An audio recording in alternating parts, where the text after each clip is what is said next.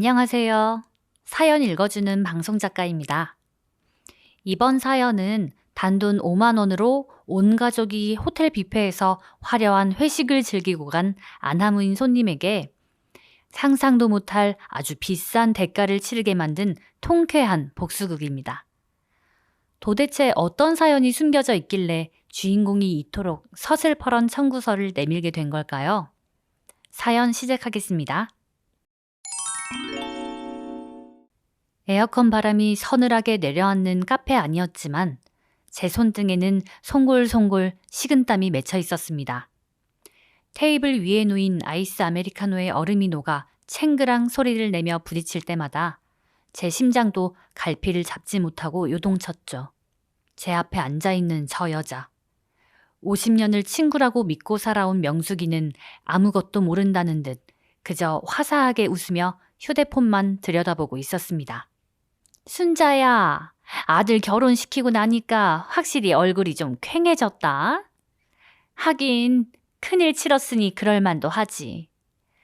그래도 너는 복 받은 줄 알아. 영철이처럼 착한 아들이 어디 흔하니? 명숙이의 입에서 우리 아들 이름이 나오는 순간 제 안에서 무언가 툭 하고 끊어지는 소리가 들렸습니다. 아니, 그건 실망이나 슬픔 같은 미적지근한 감정이 아니었습니다. 수십 년간 꾹꾹 눌러 담아왔던 오물이 마침내 임계점을 터져 나오는 그런 지독하고도 차가운 분노였죠. 저는 가방 안쪽 깊숙이 넣어두었던 가죽 지갑을 꺼냈습니다. 손끝이 바들바들 떨렸지만 눈빛만은 그 어느 때보다 날카롭게 빛나고 있었습니다. 저는 지갑에서 구겨진 노란색 5만 원권 한 장을 꺼냈습니다. 그리고는 명숙이의 시선이 채 닿기도 전에 그 지폐를 테이블 위로 정확히 명숙이의 코앞으로 던졌습니다. 탁! 매끄러운 대리석 테이블 위에 안착한 지폐가 우리 사이의 공기를 갈랐습니다. 명숙이의 웃음이 순식간에 굳어버렸습니다. 휴대폰을 만지작거리던 손가락이 허공에 멈췄고 갈 길 잃은 눈동자가 지폐와 제 얼굴을 번갈아 보며 파르르 떨렸습니다. 순자야, 이게 뭐야? 갑자기 웬 돈이야? 당황한 명숙이가 억지 웃음을 지어 보이며 물었습니다. 저는 대답 대신 명숙이의 얼굴을 빤히 쳐다봤습니다. 50년. 우리가 고향 앞마당에서 고무줄 놀이를 하던 그 시절부터 지금까지 쌓아온 세월이 머릿속을 스쳐 지나갔습니다. 하지만 지금 제 눈앞에 있는 건 소중한 친구가 아니라 그저 남의 호의를 가차없이 갉아먹는 기생충 같은 존재일 뿐이었습니다. 가져가. 네가 우리 영철이 결혼식 때 낸 그 돈. 제 목소리는 평소보다 낮고 가라앉아 있었습니다. 명숙이는 상황 파악이 안 되는지 입술을 달싹거리더니 이내 불쾌하다는 듯 미간을 찌푸리더군요. 아니, 이 기집애가 갑자기 왜 이래? 축의금 준 걸 왜 다시 돌려주고 난리야? 내가 적게 내서 서운해? 야, 우리 사이에 돈이 뭐가 중요해? 정이 중요하지. 정이라는 단어가 명숙이의 입술에서 새어나오는 순간 저는 헛웃음이 터져나왔습니다. 저는 가방에서 종이 한 장을 더 꺼내 테이블 위에 내려놓았습니다. 그것은 전날 밤 아들과 함께 정리했던 결혼식 뷔페의 정산 명세서 사본이었습니다. 명숙이의 이름 옆에 적힌 숫자, 그리고 그날 명숙이가 데려온 식구들의 머릿수가 적힌 영수증. 정이 중요하다고? 그래, 그놈의 정 때문에 내가 50년을 참았지. 그런데 명숙아, 이건 정이 아니라 도둑질이야. 네가 낸 5만 원으로 네 아들, 며느리, 손주까지 데려와서 우리 애가 피땀 흘려 준비한 호텔 뷔페를 거덜내고 가? 그게 네가 말하는 정이니? 명숙이의 얼굴이 순식간에 불그락푸르락 변했습니다. 카페 안의 사람들이 우리 쪽을 힐끔거리는 게 느껴졌지만 저는 아랑곳하지 않았습니다. 오히려 더 또박또박 한마디 한마디를 명숙이의 가슴에 박아 넣었죠. 이게 네 50년 우정의 값어치야. 자, 이제 이 돈 들고 꺼져. 내 인생에서, 그리고 우리 가족 앞에서 영원히. 명숙이가 바닥에 떨어진 5만 원권을 줍기 위해 허리를 숙이는 그 비굴한 뒷모습을 보며 저는 비로소 숨이 쉬어지는 것 같았습니다. 도대체 어쩌다 우리가 이런 사이가 되었을까요? 아니, 어쩌면 저는 아주 오래전부터 이 순간을 예감하고 있었는지도 모릅니다. 안녕하세요. 저는 경기도 성남시 분당구에 살고 있는 61 박순자라고 합니다. 평생을 좋은 게 좋은 거다라는 생각으로 남들에게 싫은 소리 한마디 못하고 살아온 전형적인 곰 같은 여자였죠. 하지만 그런 저를 독하게 만든 건 다름 아닌 50년지기 친구라고 믿었던 최명숙이었습니다. 제가 왜 그 귀한 축의금을 돌려주며 절교를 선언했는지 그 파란만장한 이야기를 이제부터 하나씩 털어놓아 보려 합니다. 명숙이와 저는 전북 임실의 작은 마을에서 함께 자란 동갑내기입니다.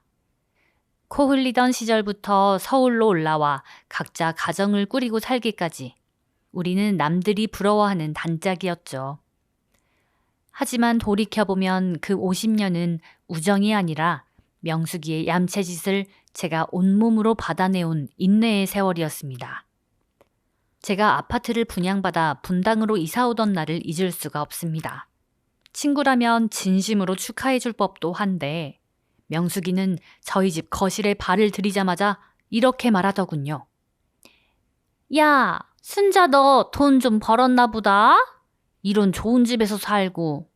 야, 그럼 우리 동창들 모임 여기서 하자. 네가 한턱 내면 되겠네. 그날 명숙이는 저와 상의도 없이 친구들 67명을 제 집으로 불렀습니다. 음식 준비부터 뒷정리까지 온전히 제 몫이었죠. 명숙이는 거실 소파에 앉아 안주인 행세를 하며 우리 순자가 손이 참 커! 라고 떠들어댔습니다. 그때까지만 해도 저는 그래, 내가 형편이 좀 나으니까 내가 좀 더 쓰지 뭐 라고 생각했습니다. 하지만 명숙이의 얌체짓은 날이 갈수록 교묘해지고 대담해졌습니다. 모임 때마다 지갑을 두고 왔다며 화장실로 숨는 건 기본이고 가끔 밥값을 내는 날이면 꼭 가장 싼 메뉴가 있는 식당으로 우리를 유도하곤 했죠. 그러면서 본인은 남이 사는 비싼 음식 앞에서 누구보다 전투적으로 젓가락을 움직였습니다. 순자야, 나 오늘 애들 용돈 주느라 지갑이 비었네. 네가 이번만 좀 내주면 안 될까? 다음에 내가 꼭 살게. 그 다음은 10년이 지나도록 오지 않았습니다. 명숙이의 뻔뻔함은 마치 가랑비에 옷 젖듯 제 삶을 잠식해 들어왔고 저는 그저 허허 웃으며 넘기는 호구 중에 상호구였습니다.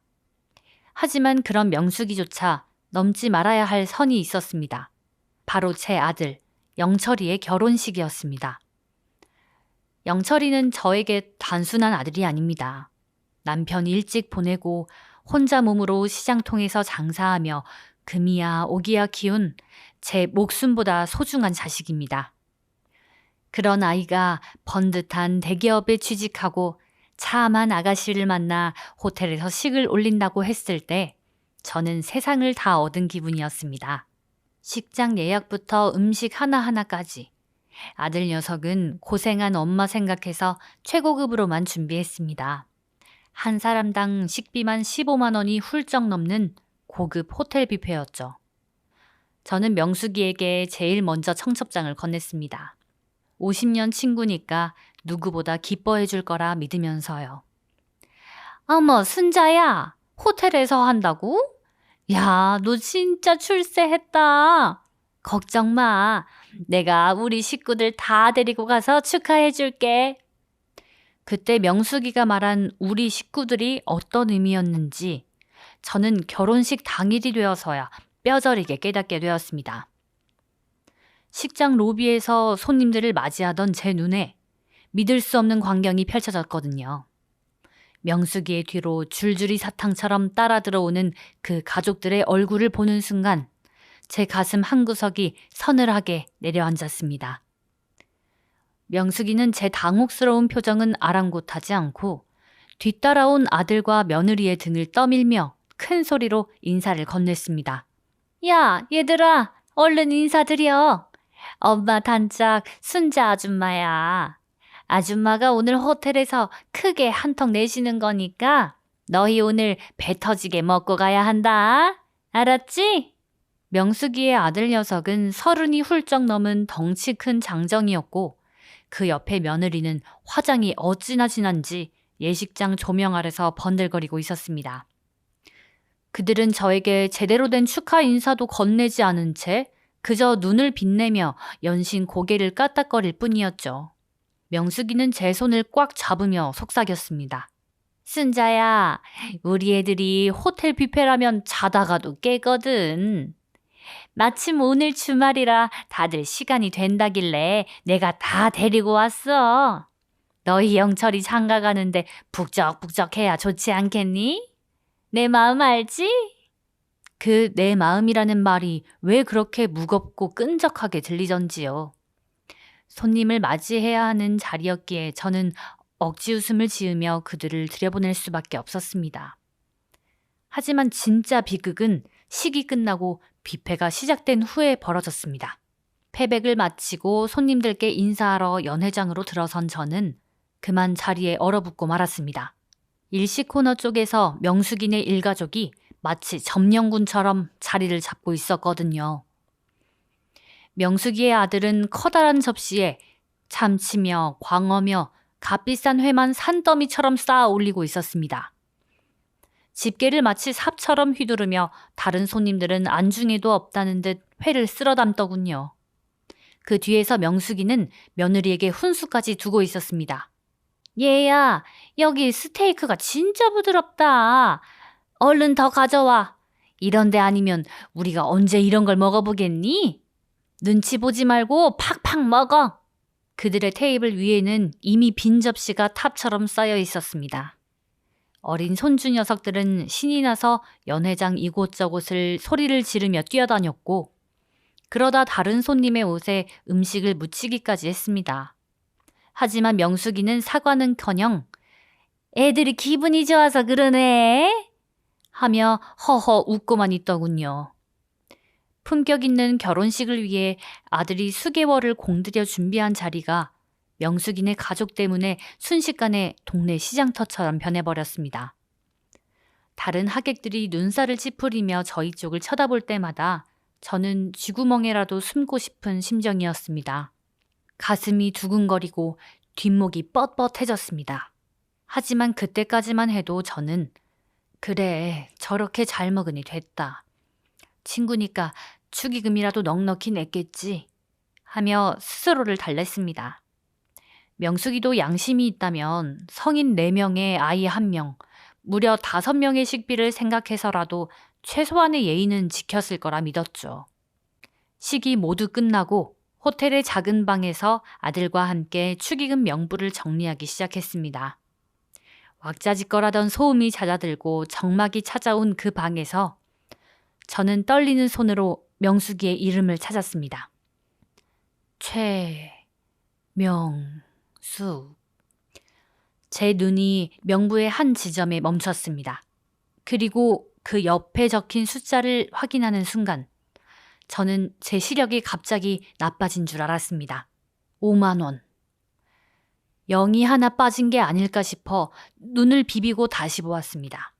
하지만 선명하게 찍힌 숫자는 분명히 5만 원이었습니다.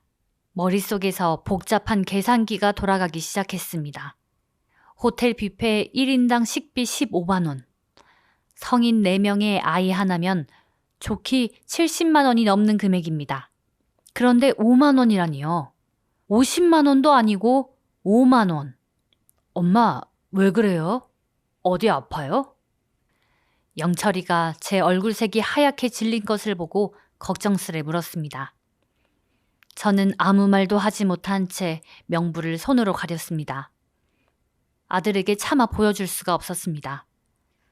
아들이 평생을 성실하게 살아서 마련한 이 귀한 잔치에 엄마의 50년직이라는 사람이 이런 짓을 했다는 걸 알게 하고 싶지 않았습니다. 허탈함과 배신감이 파도처럼 밀려왔습니다. 50년입니다. 우리가 함께한 세월이, 제가 그동안 명숙이에게 베풀었던 수많은 호의가 고작 5만 원의 가치밖에 안 되었다는 사실에 눈물이 핑 돌았습니다. 명숙이에게 저는 친구가 아니었던 겁니다. 그저 언제든 등쳐먹을 수 있는 만만한 호구, 그 이상도 이하도 아니었던 것이죠. 그저 언제든 등쳐먹을 수 있는 만만한 호구, 그 이상도 이하도 아니었던 것이죠. 엄마, 최명숙 아주머니네 가족들 오늘 너무 심하시긴 하더라고요. 직원들이 와서 조심해달라고 몇 번이나 주의 줬대요. 그래도 아주머니가 엄마 친한 친구니까 제가 그냥 넘어가긴 했는데, 아들의 조심스러운 말에 저는 결국 무너져 내리고 말았습니다. 우리 아들이 고개를 숙이며 직원들에게 사과했을 모습을 상상하니 가슴이 찢어지는 것 같았습니다. 내 자식 귀한 줄 알면 남의 자식 귀한 줄도 알아야지. 어떻게 50년 우정의 이름으로 이런 짓을 할 수 있단 말입니까? 분노가 차갑게 식으면서 제 마음속에 단단한 결심 하나가 섰습니다. 명수가, 네가 나를 이렇게 취급했다면 나도 이제 너를 친구로 대접하지 않겠다. 저는 조용히 자리에서 일어나 가방을 챙겼습니다. 그리고 영철이에게 말했죠. 영철아, 엄마가 명숙이 아주머니한테 빌린 게 좀 있어서 말이야. 조만간 아주 크게 갚아줘야 할 것 같아. 네가 엄마 좀 도와줄 수 있겠니? 영철이는 제 눈빛에서 평소와 다른 단호함을 읽었는지 말없이 고개를 끄덕였습니다. 저는 그날 밤 집으로 돌아와 명숙이에게 보낼 아주 특별한 초대장을 구상하기 시작했습니다.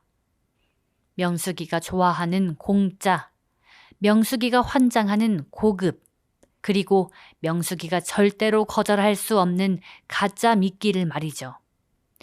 그렇게 한 달이 지났습니다. 저는 세상에서 가장 환한 미소를 지으며 명숙이에게 전화를 걸었습니다. 여보세요? 명숙이니? 나 순자야. 잘 지냈지? 수화기 너머로 제 목소리는 평소보다 한 톤 높고 화사하게 울려 퍼졌습니다. 가슴 속에서는 얼음장 같은 냉기가 돌고 있었지만 입술만큼은 경쾌하게 움직였죠. 명숙이는 제 전화를 받자마자 특유의 시끄러운 웃음소리를 터뜨렸습니다. 어머, 순자야. 안 그래도 내가 너한테 전화하려고 했지. 아들 결혼식 끝나고 몸살이나 안 났나 싶어서. 야, 그때 뷔페 진짜 맛있더라. 우리 애들이 아직도 그 얘기만 한다니까. 그 뻔뻔한 목소리를 듣는 순간 제 손가락 끝이 파르르 떨렸습니다. 하지만 저는 심호흡을 하며 준비한 대본을 읊기 시작했습니다. 그래, 잘 먹었다니 다행이다. 실은 명수가, 우리 영철이가 말이야. 자기 결혼식 때 너희 가족이 다 와서 북적북적하게 축하해 준 게 너무 고맙대. 그래서 이번에 자기가 보너스 받은 걸로 너희 식구들만 따로 초대해서 근사하게 대접하고 싶다네. 너희 며느리랑 손주들까지 다 같이 말이야. 명숙이의 숨소리가 순간 멈췄습니다. 공짜라면 사족을 못 쓰는 그 여자의 머릿속에서 계산기가 돌아가는 소리가 여기까지 들리는 듯했죠. 정말?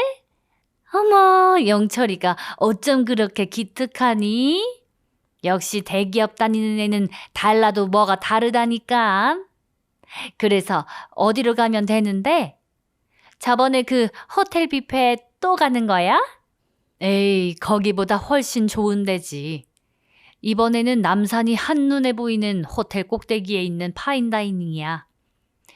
예약 잡기가 하늘의 별 따기라는데 영철이가 어렵게 자리 만들었어. 1인당 25만 원짜리 코스 요리라니까 이번엔 진짜 제대로 대접할게. 25만 원이라는 소리에 명숙이는 비명에 가까운 탄성을 내질렀습니다. 세상에 25만 원? 5명이면 야, 그게 다 얼마니? 역시 순자 네가 내 진정한 친구다. 알았어. 이번 주 토요일 저녁이지? 내가 애들한테 단단히 일러둘게. 그날은 점심부터 굶고 오라고 말이야. 전화를 끊고 난 뒤 저는 한동안 멍하니 휴대폰을 내려다보았습니다. 명숙이는 단 한 번도 미안하다거나 부담스럽다는 말을 하지 않았습니다. 오직 그 비싼 음식을 어떻게 하면 더 많이 먹을 수 있을지만을 고민했죠. 50년의 세월이 그저 이토록 가볍고 천박했나 싶어 헛웃음이 났습니다. 약속 당일, 서울의 야경이 내려다 보이는 고급 레스토랑의 프라이빗 룸. 명숙이 일가족 5명은 약속 시간보다 10분이나 일찍 도착해 있었습니다. 지난 결혼식 때보다 훨씬 더 화려하게 차려입은 명숙이와 그 식구들은 방에 들어서자마자 감탄사를 연말하며 셀카를 찍느라 정신이 없었죠. 야, 순자야, 여기 진짜 장난 아니다. 야경 봐라, 야경. 우리 영철이 덕분에 이런 호강을 다 해보네. 얘들아, 얼른 아줌마한테 감사하다고 인사드려. 명숙이의 아들과 며느리는 입으로는 감사를 연발하면서도 눈은 이미 테이블 위에 놓인 메뉴판을 훑고 있었습니다. 저는 그들의 천박한 탐욕을 마주하며 가방 속에 든 청구서를 만지작거렸습니다. 첫 번째 전체 요리가 나오기 시작했습니다. 작은 그릇에 담긴 예술작품 같은 음식들이 나올 때마다 명숙이네 식구들은 촌스럽게 호들갑을 떨었습니다. 어머, 이건 뭐야? 양이 왜 이렇게 적니? 야, 이거 한입거리도 안 되겠다. 얘, 너는 이거 아껴 먹지 말고 그냥 팍팍 먹어라. 뒤에 고기 나온단다. 명숙이는 와인 리스트를 보더니 가장 비싼 빈티지 와인을 가리키며 뻔뻔하게 주문했습니다. 순자야, 이런 날 와인이 빠지면 섭섭하지? 여기 이 50만 원짜리 한 병 따자. 우리 영철이가 쏘는 건데 이 정도는 마셔줘야지. 안 그래?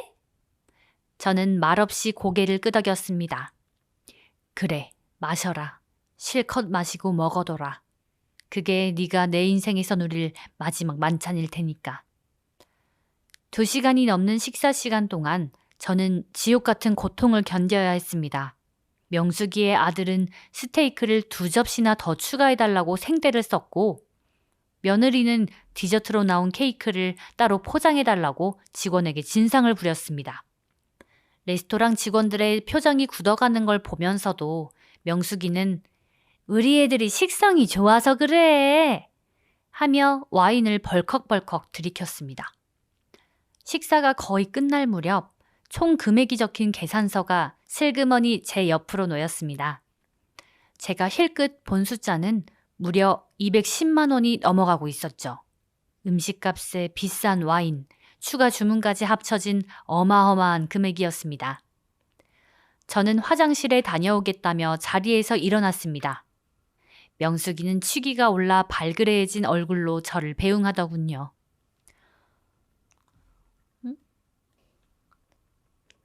순자야, 천천히 다녀와. 우리 디저트 하나 더 시켜 먹고 있을게. 저는 방을 나와 카운터로 향했습니다. 하지만 저는 지갑을 꺼내는 대신 미리 준비해둔 메모지를 직원에게 건넸습니다. 저 방 손님들이 계산하실 거예요. 저는 급한 일이 있어서 먼저 실례한다고 전해주시고 이 봉투를 저기 앉아있는 최명숙 씨에게 전달해 주세요. 직원은 의아한 표정을 지었지만 저는 뒤도 돌아보지 않고 레스토랑을 빠져나왔습니다. 엘리베이터가 1층에 도착하고 제가 호텔 로비를 지나 밤 공기를 마시는 순간 휴대폰이 미친 듯이 울리기 시작했습니다. 예상보다 빨리 확인한 모양이었습니다. 저는 숨을 고르고 전화를 받았습니다. 수화기 너머로 명숙이의 비명 섞인 목소리가 들려왔습니다. 야, 박순자, 너 지금 어디야? 직원들이 와서 계산하라고 난리잖아. 이게 지금 얼마인 줄 알아? 210만 원이야. 너 미쳤어? 왜 그냥 갔어? 저는 차가운 길가에 서서 밤하늘을 올려다보았습니다. 50년 전 우리가 함께 보았던 그 시골 마을의 별들은 이제 보이지 않았지만 제 마음만은 그 어느 때보다 맑고 깨끗했습니다. 명수가 왜 그렇게 놀라니?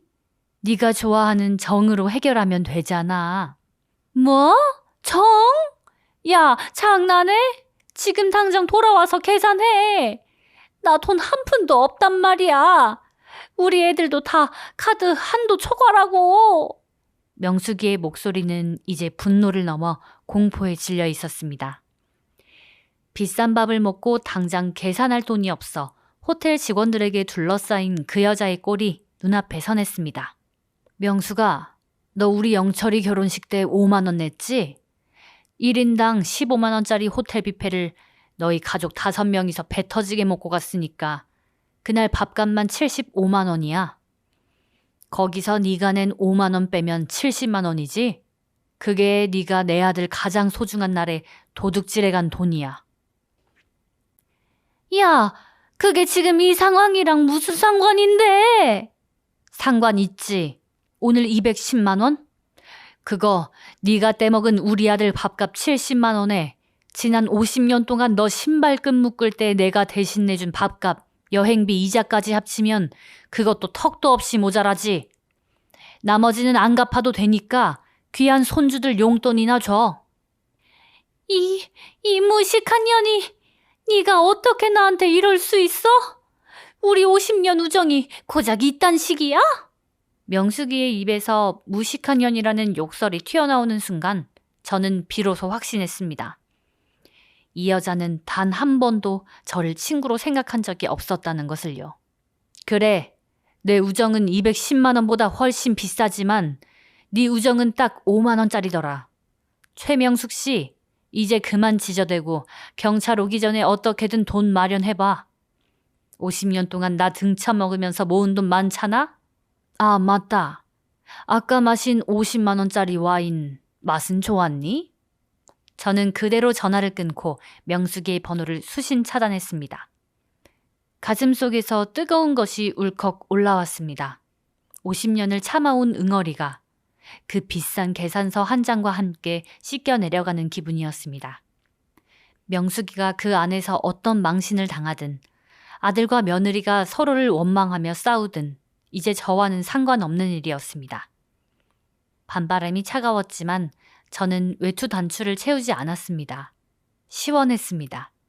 정말이지 50년 만에 처음으로 가슴속이 뻥 뚫리는 것 같았습니다. 호텔 앞 가로등 불빛이 유난히 밝았던 그날 밤 이후 제 일상은 놀라울 정도로 고요해졌습니다. 매일같이 울려대던 단톡방의 알람도 순자야, 나 이것 좀 도와줘 라며 염치 없이 걸려오던 명숙이의 전화도 모두 사라졌으니까요. 물론 명숙이가 순순히 물러난 건 아니었습니다. 제가 번호를 차단하자 명숙이는 우리 고향 친구들에게 연락해 제 험담을 늘어놓기 시작했더군요. 순자가 사람이 변해도 너무 변했어. 50년 친구를 호텔에 가둬두고 도망을 가다니 그게 사람 자식이 할 짓이니? 걔 우리 아들 결혼식 때도 축의금 때문에 유세 떨더니 결국 사고를 치더라. 며칠 뒤 고향 후배인 옥순이에게서 전화가 왔을 때 저는 그저 찻잔을 만지작거리며 덤덤하게 들었습니다. 옥순이는 명숙이가 고향 모임에서 울며불며 하소연하는 바람에 다들 제 욕을 하고 있다고 걱정스럽게 전해주더군요. 언니, 진짜 언니가 그랬어? 명숙이 언니네 식구들 그날 호텔에서 경찰 부른 애만에 난리가 났었다던데. 결국 명숙이 언니 남동생이 와서 계산해주고 겨우 풀려났대. 언니, 그래도 50년 정이 있는데 좀 심했던 거 아냐? 옥순이의 조심스러운 물음에 저는 창밖의 푸른 하늘을 바라보며 나지막이 대답했습니다. 옥순아, 너는 명숙이가 우리 영철이 결혼식 때 얼마 냈는지 아니? 온 가족 5명 데리고 와서 호텔 뷔페 배 터지게 먹고 5만 원 내고 갔어. 내가 50년 동안 명숙이 신발끈 묶는 거 기다려주고 밥값 대신 내주고 여행비까지 내주면서 버틴 건 우리가 친구라고 믿었기 때문이야. 그런데 명숙이한테 나는 친구가 아니라 언제든 빨아먹을 수 있는 단물이었던 거지. 제 말을 들은 옥순이는 한동안 아무 말이 없었습니다. 그리고는 이내 어머 세상에 5만 원? 정말이야? 언니, 미안해. 나는 그런 줄도 모르고. 하며 혀를 찼습니다. 소문이라는 게 참 무섭더군요. 명숙이가 제 욕을 하고 다닐수록 사람들은 자연스럽게 명숙이가 결혼식 때 저지른 민폐를 알게 되었습니다. 아니, 1인당 15만 원짜리 식사를 5명이나 먹고 5만 원을 냈대? 라는 소문이 돌기 시작하자 명숙이를 편들던 사람들도 하나둘 고개를 돌렸습니다. 명숙이의 얌체짓에 진저리를 치던 다른 친구들도 하나씩 저에게 연락해 순자 네가 드디어 큰일 하나 해냈다 며 오히려 저를 응원해주기 시작했죠. 명숙이는 결국 자기 꾀에 자기가 넘어간 셈이었습니다. 평생 남의 호의를 당연하게 여기며 살아온 그 천박함이 결국 자기 발목을 잡은 것이죠. 사건이 있고 일주일쯤 지났을까요? 아들 영철이가 퇴근길에 케이크 하나를 사들고 저희 집을 찾았습니다. 엄마, 요즘 기분 어때요? 혹시 명숙이 아주머니 때문에 마음 쓰여서 잠 못 자고 그러는 거 아니죠? 걱정 가득한 아들의 눈을 보며 저는 환하게 웃어 보였습니다. 아니, 영철아. 엄마 평생에 요즘처럼 마음 편한 적이 없었다. 매일 명숙이 눈치 보고 이번엔 또 얼마나 뜯어먹히나 조마조마하던 마음이 싹 사라졌어. 내 인생이 이렇게 시원하고 깨끗한 줄 60년 만에 처음 알았다니까. 영철이는 제 손을 꼭 잡으며 말했습니다. 잘하셨어요, 엄마. 그동안 엄마가 참아온 시간들 제가 다 알아요. 이제는 누구를 위해서가 아니라 엄마 자신을 위해서 사세요. 맛있는 것도 엄마 혼자 실컷 드시고 좋은 데도 엄마 가고 싶은 곳으로만 다니시고요. 제가 다 해드릴게요. 아들의 따뜻한 말 한마디에 그동안 명숙이에게 당하며 서러웠던 마음이 눈 녹듯 사라졌습니다. 저는 그날 이후 집안을 대대적으로 정리하기 시작했습니다. 명숙이가 제 집에 올 때마다 탐내며 가져가려 했던 장식품들. 명숙이가 너는 이런 거 안 어울린다 하며 제 자존심을 깎아내리던 메이크업들을 모두 내다 버렸습니다. 집안 구석구석 명숙이의 흔적을 지워내니 비로소 제가 살고 있는 이 공간이 온전히 제 것으로 느껴졌습니다. 저는 이제 혼자서 카페에 가고 혼자서 영화를 봅니다. 처음엔 어색했지만 누군가가 신발끈 묶을까봐 눈치 보지 않아도 되는 이 자유가 얼마나 달콤한지 모릅니다. 명숙이에게 던진 그 5만 원짜리 한 장. 그것은 저에게 50년 우정의 마침표이자 제2의 인생을 여는 열쇠였습니다. 저는 이제 더 이상 분당 호구가 아닙니다. 제 인생의 주인으로서 제 가치를 알아주는 진짜 사람들과 함께 웃으며 살아가려 합니다. 나를 존중하지 않는 사람에게는 단호하게 그 값을 치르게 해주는 것. 그것이 내 인생에 대한 최소한의 예의라는 걸 저는 이제야 깨달았습니다. 제 이야기가 여러분께 작은 용기가 되었기를 바랍니다. 네, 지금까지 경기도 성남시 박순자 씨의 사연이었습니다. 50년이라는 긴 세월을 우정이라는 이름으로 인내해온 순자 씨의 마음이 얼마나 깊고 넓었을지 짐작이 갑니다. 하지만 그 귀한 마음을 고작 5만 원의 가치로 깎아내린 친구에게 순자 씨가 내민 210만 원의 청구서는 어쩌면 세상에서 가장 정당한 대가였는지도 모르겠네요. 참고 또 참는 것만이 능사가 아니라는 것. 그리고 나를 지키는 힘이 진정한 우정을 가려내는 기준이 된다는 걸 다시 한번 생각해보게 되는 사연이었습니다. 이 사연이 재미있으셨다면 구독과 좋아요로 응원해주세요.